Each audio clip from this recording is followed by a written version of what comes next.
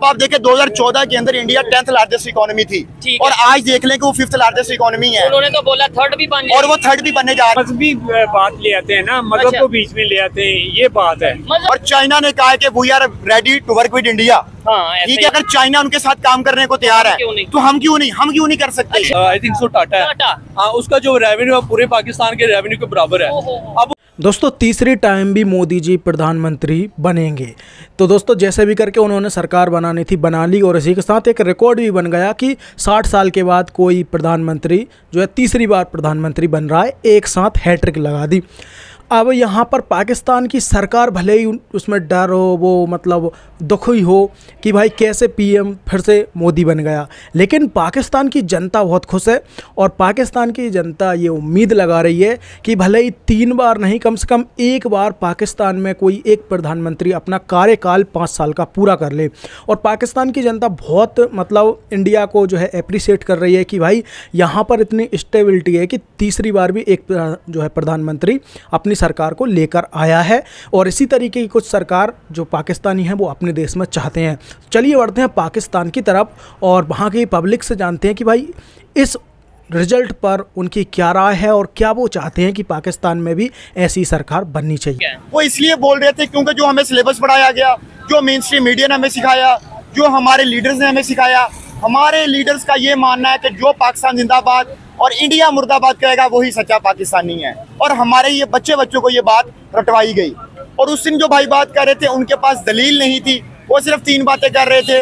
वो कह रहे थे कि एक तो आप इंडिया मुर्दाबाद कहें, तो जो इधर इंडियन व्यूवर्स है ज्यादातर उनसे मैं पूछता हूँ क्या आप कहेंगे पाकिस्तान मुर्दाबाद या किसी भी कौम को बिला वजह कोई आगे कहे कि अगर आपको इंडिया से मोहब्बत है तो पाकिस्तान मुर्दाबाद कहे, तो आप क्या कह देंगे? ये नीचे कमेंट में जरूर बताएं। क्या ये किसी मुल्क से मोहब्बत की दलील ये है कि आप किसी दूसरी कौम को रौंदना शुरू कर दें और दूसरी कौम को दहशतगर्द करार देना शुरू कर दें? और वो दूसरी बात कर रहे थे कि हम एंटी पाकिस्तानी कंटेंट दे रहे हैं, तो उन भाई से बड़े प्यार और मोहब्बत से पूछा गया कि आप वो लाइन बताएं जो कि एंटी पाकिस्तानी है। वो भाई हम तो निकले हुए हैं इसलिए ताकि आम के दिल में शऊर पैदा किया जाए, उनको बताया जाए कि हमारे मुल्क के असल हालात हैं क्या और इनको कैसे निपटा जा सकता है। लेकिन उस भाई की तरफ से मैं माजरत करता हूँ अगर किसी बंदे का दिल दुखा है, लेकिन भाई को भी माजरत करते हैं अगर उनका दिल दुखा। लेकिन कितनी दफा दिलशाद भाई ऑफ दी कैमरा कहा, अच्छा वो कहते थे कि आप ये वीडियो चलाएंगे नहीं। जी वो कह रहे थे वीडियो नहीं चलानी, लेकिन आप वीडियो नहीं चलाओगे आप लोग, लेकिन आपने वीडियो चलाई, ये बहुत अच्छी बात है। और उसको समझाने के उन भाई को दोबारा भी कोशिश की गई। और जितने भी इस तरह के लोग आते हैं हमें उन पे गुस्सा नहीं आता, इसलिए नहीं आता क्योंकि हमें पता है कि इनकी ब्रेन वॉशिंग किस तरह की गई है, उनका कोई कसूर नहीं है हमेशा। और दूसरे नंबर पे इसकी मिसाल मैं यूँ देता हूँ कि अगर डॉक्टर के पास कोई मरीज आता है वो करा रहा होता है तो वो उस पर परेशान नहीं होता, उसको पता होता है कि इसको दर्द हो रही है। ठीक हो गया। अभी मैं एग्जांपल ये भी दूंगा, अभी कल की खबर है कि कराची में एक यूट्यूबर बताया जा रहा है, कोई टिकटॉकर कह रहा है, उसे सिर्फ इस बात पे मतलब यह कि वो किसी मार्केट में वीडियो रिकॉर्ड करने गया, कोई मैच के हवाले से, इंडिया पाकिस्तान के मैच के हवाले से कोई ओपिनियन ले रहा था, तो वहां मार्केट के गार्ड ने तल्ख कलामी पे उसे फायर कर दिया, मतलब उसे मार दिया। तो ये कितनी परेशानी वाली बात है कि अगर ऐसी सिचुएशन होगी, ऐसी सिचुएशन में हम फ्रीडम ऑफ स्पीच क्या सोच भी सकेंगे कोई बात करना। और दूसरे नंबर पे वो भाई को कहना चाहूंगा कि भाई फिर से आप अगर हमारे प्रोग्राम पे आना चाहें, आपको कोई इश्यू हो, आपको कोई भी मतलब मिसअंडरस्टैंडिंग हो, हम वो क्लियर करने के लिए तैयार हैं। दिलशाद भाई, पाकिस्तान डेमोक्रेटिक कंट्री है, ये जितने भी लोग खड़े हैं वोटिंग का हक सबके पास जो 18 साल से ऊपर मौजूद है।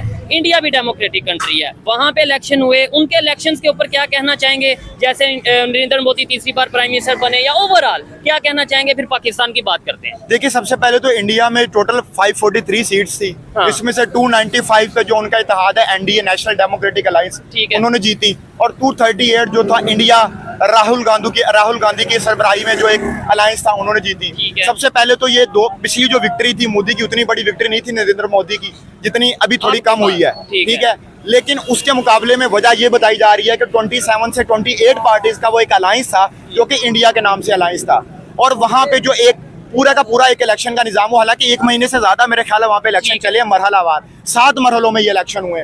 तो मजे की बात यह है कि वहाँ पे कोई खून खराबा देखने को नहीं मिला, वहाँ पे कोई सिक्योरिटी के ऐसे निजाम नहीं थे जो कि निजाम खराब हुआ हो। और दूसरा आप देखेंगे अब वो तीसरी दफा लगातार प्राइम मिनिस्टर बना, इसकी वजह से पॉलिटिकल स्टेबिलिटी आई है, ठीक है। और इस पॉलिटिकल स्टेबिलिटी की वजह से जो नेशनल उनकी स्टॉक एक्सचेंज है उसमें 20 बिलियन रुपीस जो थे उनकी ट्रांजैक्शन हुई है, और ये वर्ल्ड रिकॉर्ड एक दिन में, और ये वर्ल्ड रिकॉर्ड है। ठीक है, जो कि और किसी मुल्क के पास नहीं है। और ये समझ लें कि उनका इलेक्शन जैसे ही खत्म हुए, साथ ही उन्होंने वर्ल्ड रिकॉर्ड भी बना दिया। जी, जब फॉरेन इन्वेस्टर्स को पता चलेगा यहाँ पे एक पॉलिटिकल स्टेबिलिटी है, यहाँ पे डेमोक्रेटिक वैल्यूज है, तो वो माहौल साजगार है। और वहाँ पे आप देखिए, वहाँ पे सिक्योरिटी के मसाइल कितने अच्छे हैं। और हमारे यहाँ ये भाई वाला वाक़या आपके सामने है, ठीक है। उसके बाद जो कराची वाला वाक़या आपने बताया वो आपके सामने है। रिसेंटली सरगोदा के अंदर जो क्रिश्चियंस के साथ हुआ वो आपके सामने है। श्रीलंकन मैनेजर के साथ जो हुआ वो आपके सामने है। तो हमारे देखिए, हमारे सिक्योरिटी के हालात ही साजगार नहीं है। इसके अलावा जड़ावाला का वाक़या सिंध में, इंटीरियर सिंध में जो कुछ हो रहा है वो एक अलग टॉपिक है, बहुत सी चीजें हैं। लेकिन दिलशाद भाई, फर्क क्या है यहाँ के? मेरा मेन मकसद ये है कि मतलब एजुकेटेड हमारे साथ अगर कोई शख्स मौजूद हो तो उसे थोड़ा सा पूछा भी जाए, और ये जो लोग साथ खड़े हैं उन्हें थोड़ा समझाया भी जाए, देखने वालों को थोड़ा सा मतलब ये उनके साथ कम्युनिकेट किया जाए हमारे इलेक्शंस में और उनके इलेक्शंस में क्या फर्क है। यहाँ पे क्यों नहीं इलेक्ट्रिक सिस्टम आ जाता, इलेक्ट्रिक वोटिंग सिस्टम आ जाता, वहाँ पे तो इलेक्ट्रिक वोटिंग सिस्टम। देखिए, ये सबसे अहम मसला है कि हमारा इलेक्शन का सिस्टम जो है और उनका जो इलेक्शन का सिस्टम है उसमें जमीन आसमान का फर्क है। वहाँ पे इलेक्ट्रॉनिक वोटिंग मशीन ईवीएम के जरिए से सारे इलेक्शन हुए हैं, और हमारे यहाँ इमरान खान ने कोशिश की थी कि ईवीएम मशीन को लाया जाए, जिसको बाद में पार्लियामेंट ने चेंज कर दिया था, बाकी लोगों ने चेंज कर दिया था। अब वो किसके कहने पे चेंज किया गया वो मुझे लोगों को बताने की जरूरत नहीं है, वो लोग सब जानते हैं। इंडियन व्यूवर्स भी जानते हैं और पाकिस्तानी व्यूवर्स भी जानते हैं, जिन्होंने बाद में टैंके खींचनी होती हैं और एक स्टेबिलिटी मुल्क में नहीं लानी होती। ठीक हो गया। और दूसरा, अभी आप देखिए कि पाकिस्तान का जो इलेक्शन कमीशन ऑफ पाकिस्तान है, कोई भी पॉलिटिकल पार्टी उस पर एतमाद करने को तैयार नहीं है, जो कि जिसके अंडर पूरे इलेक्शंस होने हैं। और हमारे यहाँ देखिए, हमारे यहाँ पे इलेक्शंस होते हैं तो लोगों की जो डेथ्स होती हैं वो एक आम बात है, मतलब 5-6 धमाका हो जाना बलोचिस्तान में खास तौर पे, ये तो एक मामूल होता है। और हमारे हर इलेक्शन पे ये इल्जाम लगाया जाता है, रेगिंग का इल्जाम लगाया जाता है। अभी तक वहाँ पे अपोजिशन पार्टीज की तरफ से रेगिंग का इल्जाम नहीं लगाया गया। ठीक हो गया। अब हमारे पास जो असला है वो हमारे पास अपडेटेड असला है। हम जो गाड़ियां मंगवा रहे हैं वो भी अपडेटेड मंगवा रहे हैं। तो क्या हम एक डेमोक्रेटिक मुल्क है, तो क्या इलेक्शन जो है वो डेमोक्रेसी की जान होती है? अगर हम इलेक्शंस के ऊपर ही हमारे सवाल उठते हैं, आप एक इलेक्शन ऐसा बता सकते हैं जिसमें अपोजिशन पार्टीज और हुकूमत पार्टीज दोनों ने कहा कि ये election free and fair election है? ठीक हो गया। जब भी हम अगले इलेक्शन में जाते हैं तो पिछला इलेक्शन उससे ज्यादा बुरा होता है। ठीक है। पाकिस्तान के जो इस समय मौजूदा प्राइम मिनिस्टर है उसका नाम क्या है? शहबाज शरीफ। वो क्या आपको लगता है कि 5 साल अपने पूरे करेंगे? ये आप बच्चे हैं, मतलब ये बात कर रहे हैं। आपको पाकिस्तान के मौजूदा प्राइम मिनिस्टर का नाम क्या है? शहबाज शरीफ। नवाज शरीफ। तो वो अपना वक्त पूरा कर पाएंगे? क्या वजह है, क्यों नहीं वक्त पूरा कर पाएंगे आपके ख्याल से? क्या वजह? ये जब से ऐसे ही चल रहा है। अच्छा, जब से मतलब पाकिस्तान बना ऐसे ही चल रहा है? ऐसे ही चल रहा है, कोई 5 साल पूरे नहीं कर रहा। ठीक है। दिलशाद भाई, सर आप क्या कहना चाहेंगे? ये इसलिए 5 साल पूरे नहीं होते कि आपस में इनकी लड़ाइयाँ अपनी सीटों पे खींचा खिंचाई खत्म ही नहीं होती, तो 5 साल कैसे? नहीं तो ये नेबर कंट्री में देखें, उधर भी पॉलिटिशियन है, उधर भी बड़ी बड़ी आबादी है, उधर कैसे वो 5 साल पूरा, इंडिया में कैसे कर जाते हैं? वो आपस में ऐसे खींचातानी नहीं करते, उनमें इत्तेफाक है। उनकी आवाम उनके साथ है, आवाम तो हम भी उनके साथ है, लेकिन ये आवाम के लिए कुछ करते नहीं, अपनी जेबें भरते हैं, अपना लूटमार करते हैं, अपनी सीटें देखते हैं। 76 साल से हमारे नेबर के साथ तल्लुकात क्यों नहीं बेहतर हो रहे? इंडिया से क्यों हम दुश्मन कही जाते हैं, तल्लुक नहीं बेहतर? लेकिन वो तो मजहबी बात ले आते हैं ना, मजहब को बीच में ले आते हैं, ये बात है। मजहब को बीच में कौन लाता है? ये इंडिया वाले। अच्छा, ठीक है। हाँ, सियासतदान नहीं लाते। हमारे पाकिस्तान के, आप ये बताएं फर्क अगर बताना है तो पाकिस्तान के जो पॉलिटिशियन है उनमें और इंडिया के पॉलिटिशियन में कोई फर्क नहीं है। नहीं, पॉलिटिशियन में फर्क ये है कि ये एक दूसरे की जो है ना बारी टांगे खींचते बारी लगाई है। फाज हम एक जो कोई भी सियासी पार्टी आती है उसको कम से कम 5 साल पूरे करने दें, ये चीज है। तो उसकी फिर पैरामीटर्स आप डिफाइन कर सकते हैं। पूरी दुनिया उसके ऊपर भी पाकिस्तान के ऊपर ट्रस्ट करेगी। अपना पेट पूरा कर रहे थे। और दूसरा जो मेरा मौकफ है वो बिल्कुल सही है, अब पूरी पाकिस्तान को इस टाइम पता भी है। दिलशाद भाई क्या कहना चाहेंगे? वो सर जो खड़े हैं ना, उन्होंने बोला मजहब की बात इंडिया वाले करते हैं, जबकि मैंने जो ऑब्जर्व किया यहाँ पे भी बड़े ऐसे लोग मौजूद हैं जो ये कहते हैं हिंदू हैं, हम नॉन मुस्लिम से ट्रेड नहीं करेंगे, हम नॉन मुस्लिम के साथ ऐसा नहीं करेंगे, वैसा नहीं करेंगे। ये मेरी बात सुने, अगर हम गैर मुस्लिम की चीजें इस्तेमाल नहीं कर रहे तो हम प्रिंटिंग प्रेस क्यों इस्तेमाल कर रहे हैं? ठीक है। हम मोबाइल क्यों इस्तेमाल कर रहे हैं? ये माइक क्यों इस्तेमाल कर रहे हैं? इस्तेमाल हो रहा है, ये कैमरा क्यों इस्तेमाल हो रहा है? अगर आपने गैरत खानी है, मैं बड़े तल्ख जुमले, मेरा थोड़ा सा आपसे इंतजार है। फॉर एग्जाम्पल जहाँ पे हमारी मजबूरी है वो चीजें हमें इस्तेमाल करनी चाहिए, ठीक है। लेकिन जब जैसे कि इसराइली चीजों का बाइकाट करना चाहिए तो हमें करना चाहिए। फॉर एग्जाम्पल आप वो भी यही कह रहे हैं ना कि हर चीज को बाइकाट करो, ऐसा तो ना करो। मुझे मौका दीजिए, जहाँ पे मजबूरी है वो चीजें यूज करें। अब फॉर एग्जाम्पल मेडिसिन की कंपनी वो पाकिस्तानी मेडिसिन हैं तो वो यूज करें। फॉर एग्जाम्पल जो उनका जो है नेस्ले है, ठीक है, या जो भी कंपनी है। अच्छा चले ETC मैं कर रहा हूँ, पाकिस्तानी कंपनी है ना, आप अपने लोकल जो इकोनॉमी है उसको प्रमोट करें। मैं अगर आपसे ये पूछूं, आपका कहने का मतलब ये है कि जो चीजें हमारे पास नहीं है वो उनकी यूज कर लें। मैं कहता हूँ ये तो फिर मुनाफिकत नहीं होगी। ये तो लेट्स सपोज अगर मैं आपसे कहूँ कि मेरी आपसे दुश्मनी है फॉर एग्जांपल, और मैं आज के बाद आपसे बिजनेस नहीं करूंगा, और साथ ये भी कहूँ लेकिन जो चीजें मेरे पास नहीं है वो मुझे दे देना, ये तो इसका सोल्यूशन क्या है? मैं आपको पाकिस्तान इस काबिल हो ना, मैं आपको इसका सोल्यूशन पाकिस्तान देखें। अब ये एक दो बड़े ब्रांड है खानों के, अब उसमें देखिए कि वर्कर्स कौन काम कर रहे हैं, पाकिस्तानी वर्कर्स काम कर रहे हैं। तो अगर हम उनको ही बंद कर देंगे तो किनका चूल्हा बंद हो जाएगा? ठीक है, तो मुझे बताएं उनको फर्क पड़ेगा? अच्छा, हमारे पाकिस्तानी भी है ना काफी फूड ब्रांड है, जैसे गोरमे है, आप उनको में नहीं, अगर जो ऑलरेडी वहाँ पे काम कर रहे हैं, नहीं वो एक अलग डिबेट है। मैं कहता हूँ अगर मैं ये नहीं कहता बाइकआउट करना चाहिए, नहीं, मैं कहता हूँ करना, मेरे ख्याल में करना चाहिए।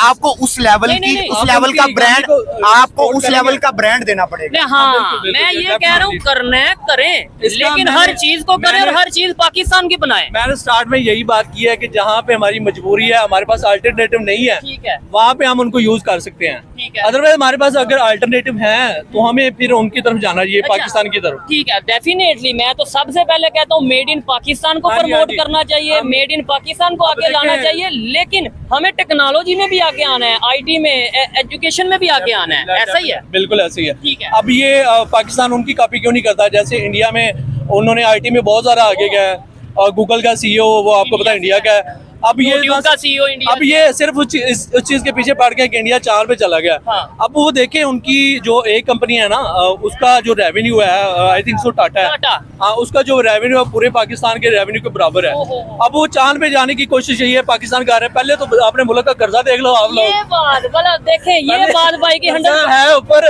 और आप जा रहे हो चांद पे। नहीं, मुकाबला हमने अगर करना है तो हम इसमें करें ना, वो दुनिया की 5वीं बड़ी इकॉनमी बने, हम भी 5वीं बन के दिखाएं, इस चीज में करें। अब एक मैं आपके प्लेटफॉर्म से एक रिक्वेस्ट करना चाह रहा हूँ, जैसे जॉब है मोस्टली यहाँ पे, ठीक है, बहुत से लोग हैं जो जॉब के लिए, जो मोस्टली इधर जॉब करते हैं। अब ये बजट आ रहा है, अब ये अगर हुकूमत चाहे तो बजट में थोड़ा सा रिलीफ दे दे, होना चाहिए ये भैया, ऐसे ही है, होना चाहिए, होना चाहिए, बिल्कुल। तो आप अपने प्लेटफॉर्म से ये हमारा एक पॉइंट, हम तो सोशल इश्यूज पे बात करते हैं। दिलशाद भाई टॉपिक पे आते हैं, पूरी दुनिया ने मतलब कांग्रेचुलेशन जैसे बहुत से कंट्रीज ने बोला है।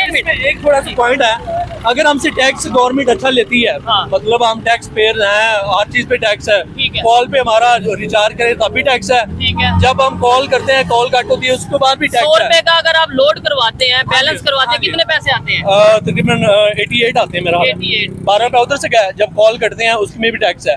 जब हम अपना बैलेंस चेक करते हैं ना तो तब भी टैक्स है, 0 पॉइंट मेरा समथिंग है टैक्स। आप लोग जहाँ से देख रहे हैं, जिस कंट्री से भी देख रहे हैं, जिस एरिया से भी देख रहे हैं, जब आप अपने मोबाइल फोन में 100 रुपए का रिचार्ज करवाते हैं, बैलेंस करवाते हैं, तो आपको कितने पैसे मिलते हैं और कितने कटते हैं वो जरूर बताइएगा।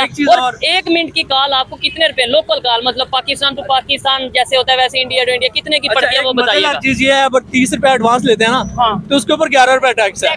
अब ये कितना बनती है? मेरा 40% टैक्स, 40%। अच्छा दिलशाद भाई मुझे बताइएगा, जैसे पूरी दुनिया के मेजर कंट्रीज, जैसे अगर हम बात करें चाइना की, 1 मिनट मुझे मौका दें।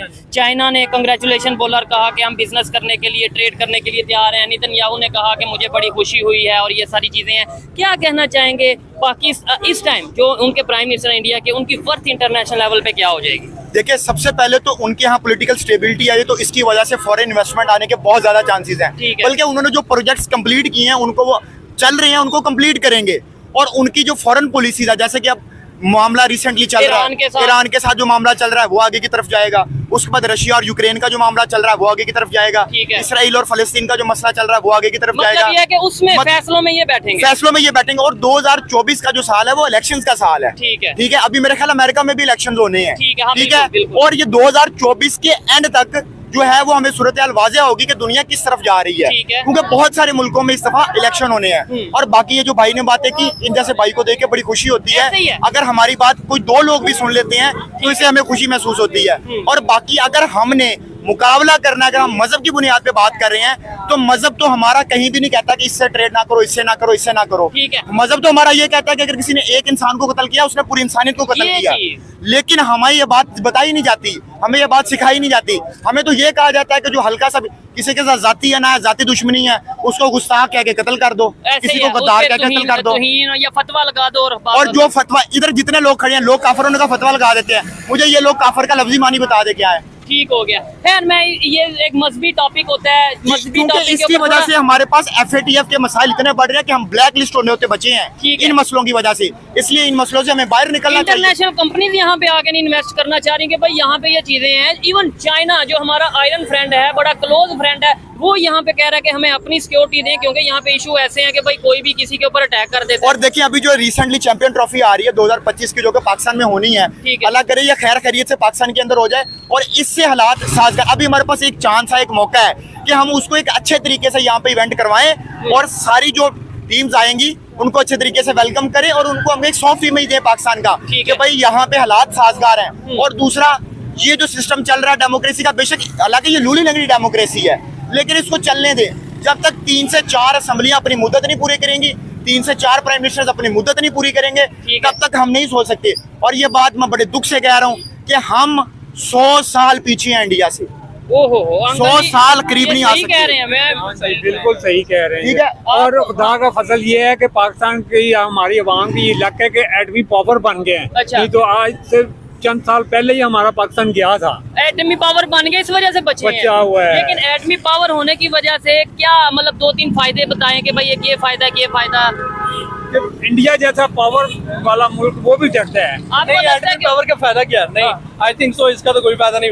एटमी पावर 1998 में पढ़ा है, तब का पढ़ा ही है। ठीक है। आई थिंक सो इनको IT में और टेक्नोलॉजी में और इकोनॉमी अपनी वो नहीं, मैं ये भी नहीं कहता, एक चीज क्लियर कर दूं कि ये भी नहीं कहता कि एटॉमिक पावर नहीं होना चाहिए था, होना चाहिए था। ठीक है, लेकिन अगर हम ये कहते हैं कि उस वजह से हम बचे हुए हैं, तो शायद थोड़ी सी क्या बचे हुए हैं, एटॉमिक पावर बनने की वजह से तो पूरी दुनिया हमारे खिलाफ हो गई। एक मार का हमने सर अंजाम दे लिया ना, वो अब हमारे पास है, लेकिन अब आहिस्ता आहिस्ता आगे और चीजों में इम्प्रूव करना। IT में आगे आए, एजुकेशन में आगे आए। ये है बाकी जैसे अब उनकी फार फिल्म इंडस्ट्री की बात कर लें, बिल्कुल, तो वो बॉलीवुड बहुत टॉप पे है। ठीक है। उनका बहुत ज्यादा उसमें कंट्रीब्यूशन है रेवेन्यू जनरेट करने में। हमारे पाकिस्तान में वो भी नहीं है, उस तरीके से नहीं है। तो आई थिंक सो इंडिया जो है ना वो हर फील्ड में आगे है। लेकिन एज ए पाकिस्तानी मैं लास्ट में यही कहना चाहूंगा कि मुझे पाकिस्तान से मोहब्बत है और डेफिनेटली जितने भी खड़े हैं सबको पाकिस्तान से मोहब्बत है।